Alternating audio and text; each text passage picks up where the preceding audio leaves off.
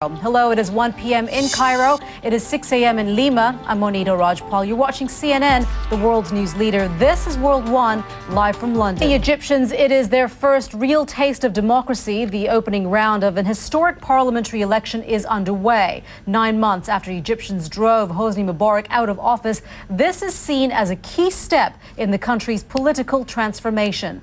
People have been lining up at polling stations waiting for the chance to vote. About 50 million are eligible, and many of them will be voting for the first time. Now to the latest in a series of deadly attacks over the past week in Iraq. Police in Taji say a suicide car bomber killed at least 11 people and wounded 20. It happened a few hours ago outside a prison in Taji, about 20 kilometers north of Baghdad. Leading figures from football and politics have been paying tribute to Gary Speed. The manager of the Welsh national football team was found dead on Sunday. He was 42. Police say there were no suspicious circumstances.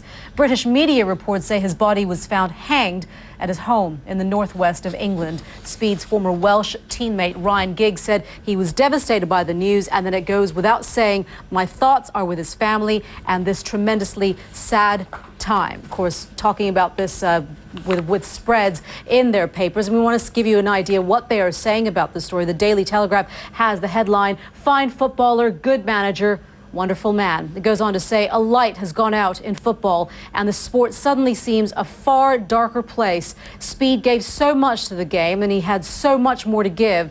It is such a waste, such a tragedy. The headline in The Independent, "He never let pressure show. That makes it hard to accept." That comment piece goes on to say, even after allowing that some famous, hugely rewarded footballers might lead lives of desperation in varying degrees of quiet, it would still have been a huge reach to imagine Gary Speed could have been one of them. And finally, the Scottish paper, The Herald, has this headline, "Footballing world bids farewell to a true gentleman." It goes on to say the news of Gary Speed's death comes at a time when he was riding on the crest of a wave professionally. The 42-year-old's transition from well-respected player to manager may initially have been a rocky one, but the past 3 months had seen his reputation soar. As we mentioned earlier in our top story, for many Egyptians, it is their first real taste of democracy. The opening round of an historic parliamentary election is underway. And although elections were held at times under President Mubarak, many Egyptians say their votes counted for nothing. And it seems millions of them, though, feel differently about this election. We want to bring in CNN's Jim Clancy, who joins us now live from Cairo. Jim.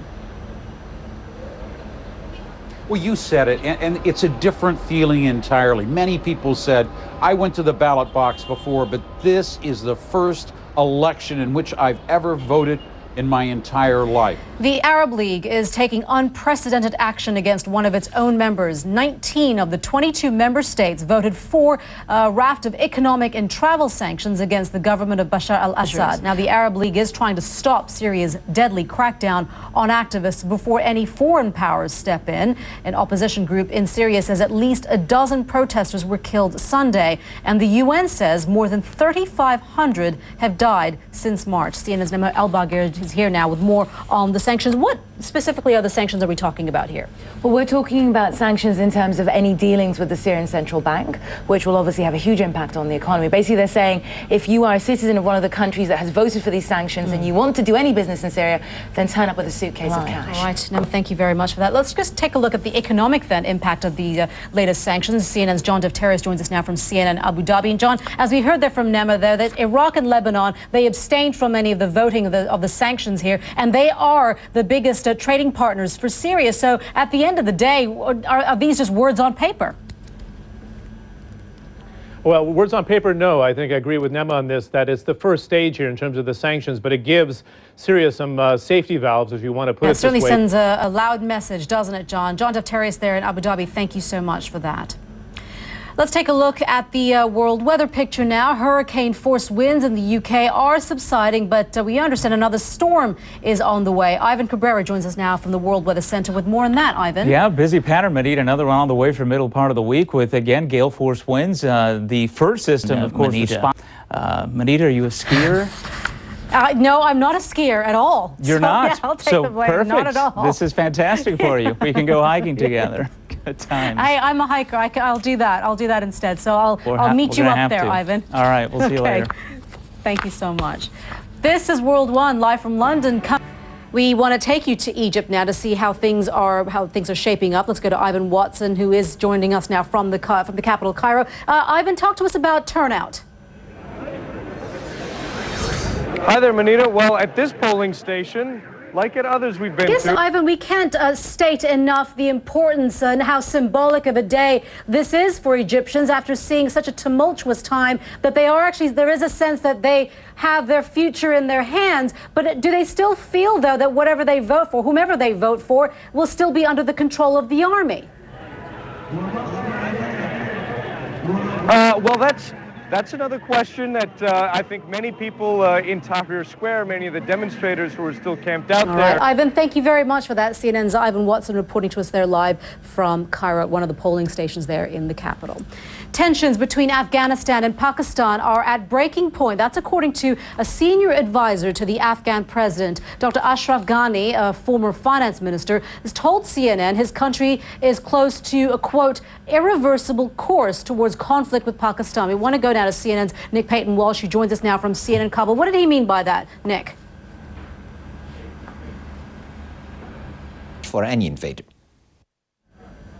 Dr. Ashraf Ghani, their senior advisor to the Afghan president, speaking to CNN's Nick Payton-Walsh, and we do apologize for those technical difficulties that we had there with Nick. Now, we've been talking about events in Egypt where they are voting for a new parliament, and a landmark election is also underway elsewhere in Africa right now. People in the Democratic Republic of Congo are at the polls in presidential and parliamentary elections, and where the Democratic Republic of Congo stands today without a sense of the turmoil in its recent history. In May 1997, Joseph Kabila's father, Laurent Kabila, declared himself president after a conflict that ousted military ruler Mobutu Sese Seko.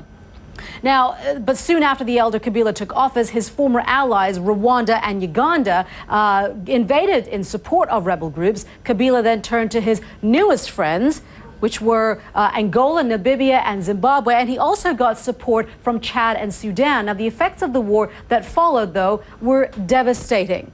Give you an idea of that. A peace treaty was signed in 1999, but it would be 4 years before other countries' armies left the DRC. By then, the conflict had cost between 3 and 4 million lives. Joseph Kabila took over as head of a transitional government after his father was assassinated by his own bodyguards in January 2001. One of Africa's largest countries, but it's been plagued by conflict, poverty, disease, and human rights violations. The fear now is if violence erupts after the elections, chaos could beckon again. CNN's David McKenzie is following events from the Kenyan capital, Nairobi. He joins us now. David, let's talk to us a little bit. There have been talk about the difficulties when it comes to the logistics of this election in itself.